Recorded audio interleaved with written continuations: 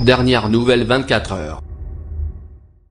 L'influence d'Emmanuel Macron sur Donald Trump a-t-elle été prouvée ce mardi à Washington?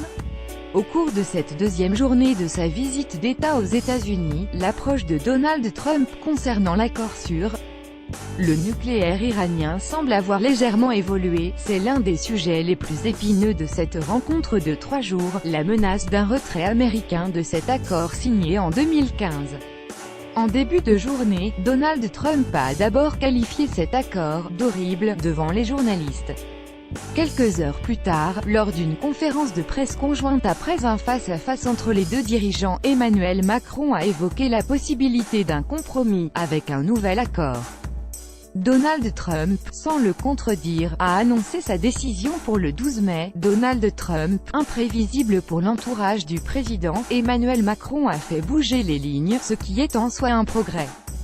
Mais s'il a convaincu le président américain d'envisager la possibilité d'un nouvel accord avec l'Iran, cette perspective n'est pas très claire. Donald Trump est un homme imprévisible, à qui il arrive de changer d'avis.